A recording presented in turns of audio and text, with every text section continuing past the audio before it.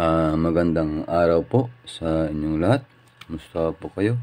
Nawa po ay nasa mabuti kayong kalagayan.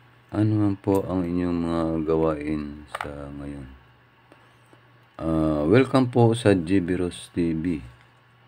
Mayroon po tayo ditong tatalakayin itong tatlong uri ng 2004. Pero itong 2004 po ay isa lang ang variation nito. Ang variation po nito ay reverse 1 po lamang. Bold letter. Ang price po nito sa Very Good 840 peso. Ang fine 840 peso. Ang kanyang very fine 13 peso. Ang kanyang extra fine 23 pesos. Ang EU 23 pesos. Ang kanyang uncirculated ay 91 pesos. Ay meron siyang 34%. Marami po siya. Marami ang ginawa ng ganitong 2004. Tatlong klase ito ang ating 2004. Ito, ipapakita ko sa inyo. Ito po ang 2004 na 34%. Ayan po. Bold letters, reverse 1. Ayan po. Kung mapapansin ninyo. Itong isang 2004. Ayan po. Tingnan nyo. Basta yung maigi. Ito yung kanyang likod. Ayan po.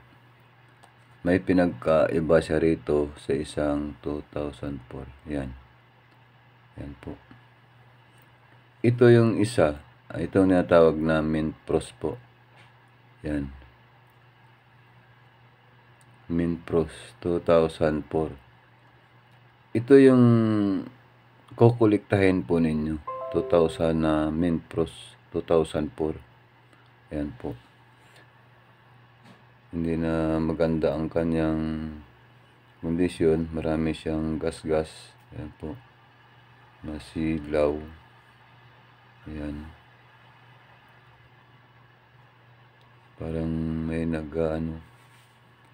nagdidilim. Parang may nagko-cover na ano. Ayan po. Mint Pros. Ayan. Yan ang kanilang pinagkaiba.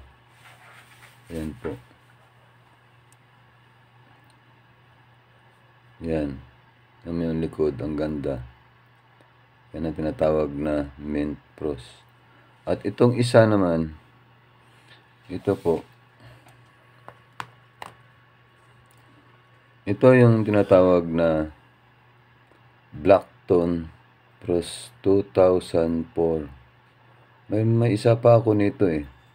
May crack dito. Yun ang hinahanap ko para maipakita ko sana sa inyo. Ganito rin ang kanyang kulay. Ayan po. Pag tinignan mo dito, ayan, naglalaro ang kulay itim niya. Ayan. 2004. Ayan po. Kahit dito sa likod ay halos parehas. Ayan po. Ayan. Ayan. Kukuliktahin nyo po ang mga ganitong 2004 na tinan mo, black tone. Parang naglalaro siya na black tone na may pagka-frost. Ayan. Yan ang pagkaibahan nilang tatlo. Ayan o. Tingnan nyo maigi. Ayan o. Ayan. Ito, naglalaro. Ayan. Naglalaro ang kulay itim. Na kahit saan mo siya ikutin, tumatakbo ang kulay itim. Sangsad dalawa dito. Ayan. Ganito ang mga kukuliktahin ninyo. At magkulikta din kayo ng mga ganito. Yung magandang pili ninyo. Yung makintab. Wala siyang gas-gas ito kasi makintab siya. Pero ang dami na ng gas-gas. Yan, nakitang-kita o yan o, pag pinatagilid mo. Yan.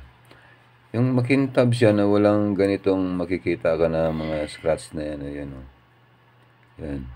Nakikita. Kapag sa malayo, ayan, hindi siya malata. Pag ilapit mo, kitang-kita. Yan. Kaya yung mga coins ng mga inaanap ng mga collectors, ginagamitan po yan ng mga magnifier glass para makita kung may mga scratch yung mga coins. Ano po? Kasi pag may mga scratch na, wala na, mababa na ang value po niyan. Itong 2004 na may pagka black tone, ayan po. Ayan. Wala siyang pinagkaiba dito sa 5 piso. Ipakita ko sa inyo. Ito po. Ayan. Ayan. Wala po siyang pinagkaiba. Halos parehas po sila. Ito 5 piso na 2019. Naikontin ko na po ito. 1 taon na ang nakalipas. Ayan po. Kukuliktahin niyo po ang mga ganitong mga black tone. Ito black tone frost po ito. Ayan. Ayan. Wala siyang pinagkaiba dito. Ayan. Ito yung tinatawag na black tone. Ayan. May black tone pa na isa na kulay itim talaga na ano. Hindi ko lang mahanap. Pag nakita ko yun, ipapakita ko sa inyo, i-content ko po yun para makita ninyo kung anong mga coins sa mga black tone ang mga dapat kukuliktahin. In GC naman po yun na piso. Yan po. Yan. Halos parehas. Wala silang pinagkaiba. Ayan o.